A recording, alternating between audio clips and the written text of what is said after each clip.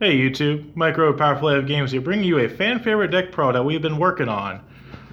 Alright, what's your name? What deck is it? My name's Shehl and it is Cyber Dragon. Nice. I think it's a very strong deck going into the new format. Even though we only have maybe we don't have any regionals in the books yet, but we had the PPG in Columbus that was very diverse. But the second top that event, but I think it's very strong. Alright. Let's just get into the list. Free core, best card in the deck by far. If this goes interrupted, as long as your hand isn't really bad, you usually just can probably go for game, or at least put yourself in a spot where you can't where it's hard to lose. Free original Cyber Dragons. My deck is built to go second, unlike the YCS Niagara build that was built to go first with traps. I tried it. I didn't really like it, but I think you need main free. It's not a brick when you go second, like it is if you go first. Free hers. This is also like one of the better ones. Combos with Galaxy Soldier, and in the mid to late game, summon this off court is just insane. Two Master.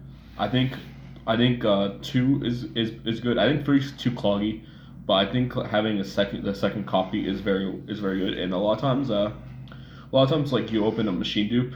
When I was testing one, the difference between two of these and the extra copy to make sure your machine dupe is live more often is it doesn't seem like it'd be huge, but the numbers are makes it's really weird to explain, but it's so much more consistent to see one of your little guys just treat a Cyber Dragon. Also, those are the Cyber Dragon monsters, and I have two Galaxy Soldier.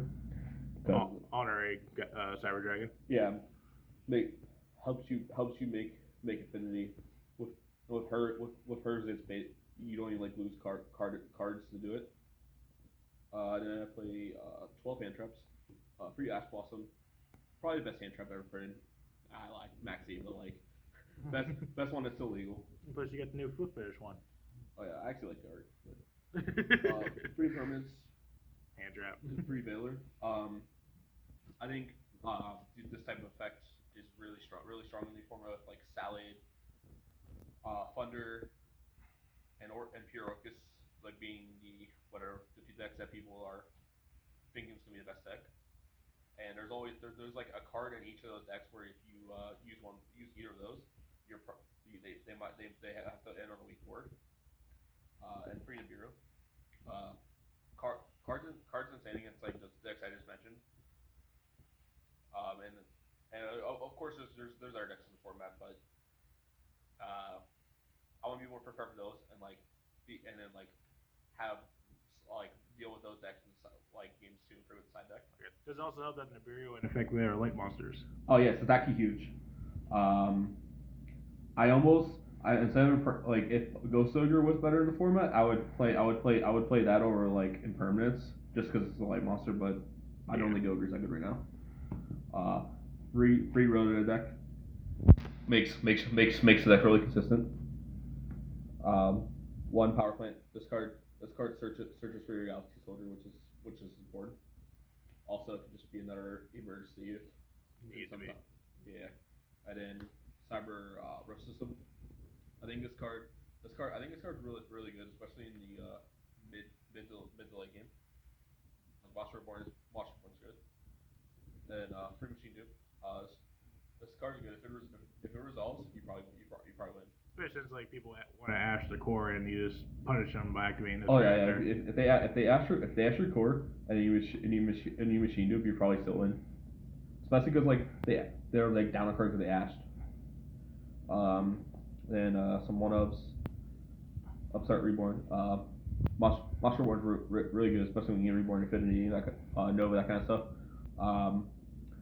Upstart is very nice cards. Never a bad thing. I'm taking one Overload Fusion. This card is I guess you could say the sack card, but at the same time, it could also be sort of a heavy storm when you have a bunch of guys in grave and you just banish them all for Rampage. And then last spot I play is free Super Poly. I'm going second, and this card is basically good against all the meta decks.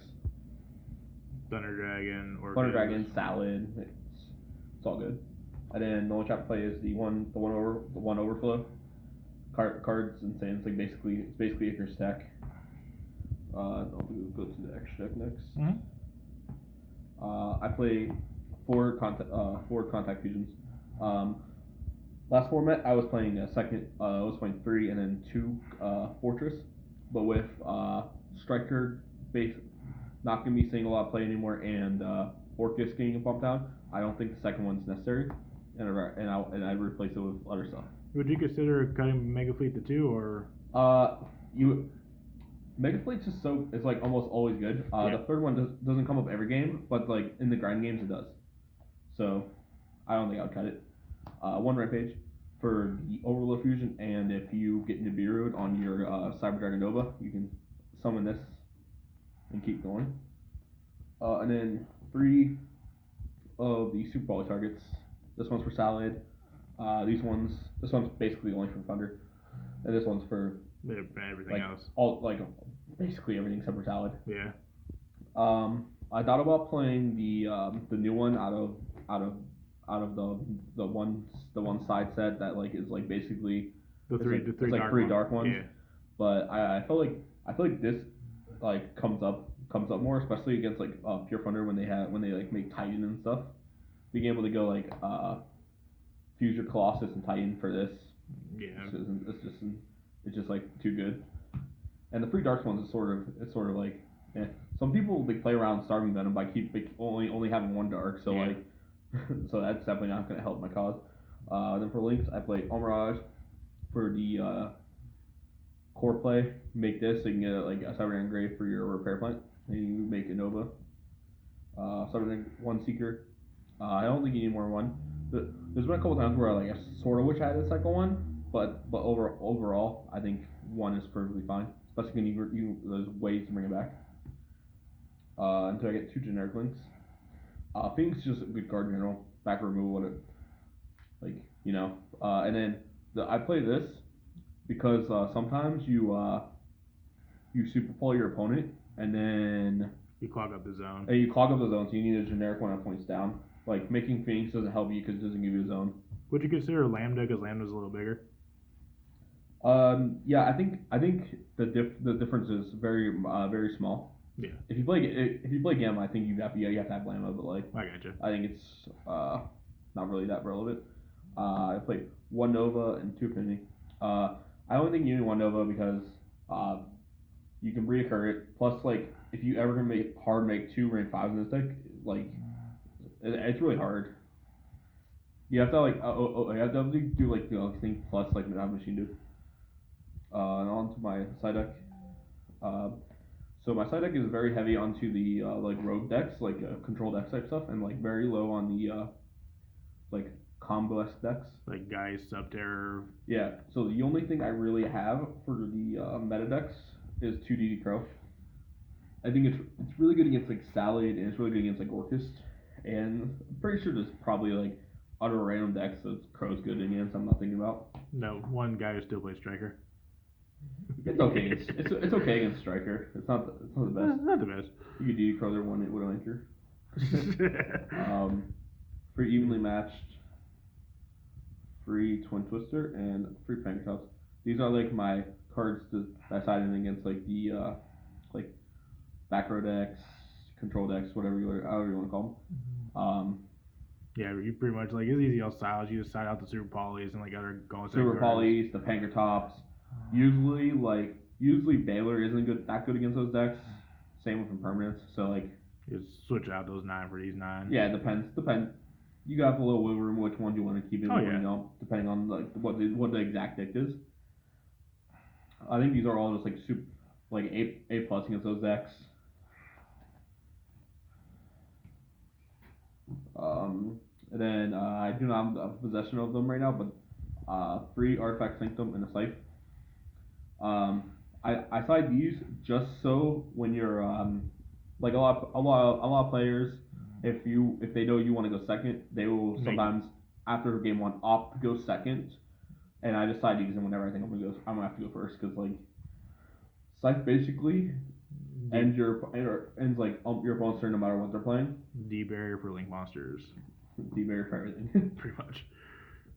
So yeah, that's my side deck, and I've been testing it since this deck for like a month before the banlist hit, and I was very happy with the last format, and I think I've been my testing with new format's been going really good as well.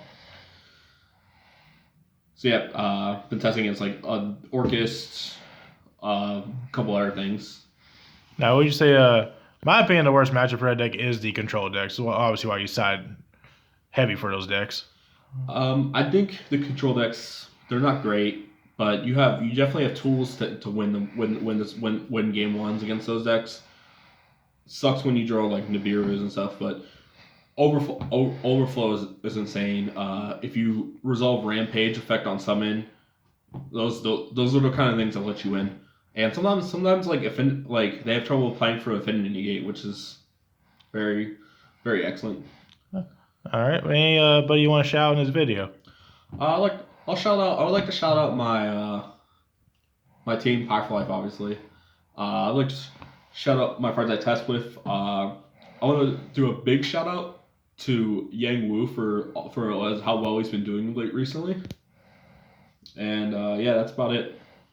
All right, folks. This is Mike over Pi for Life Games signing out, and just remember, Pi for Life.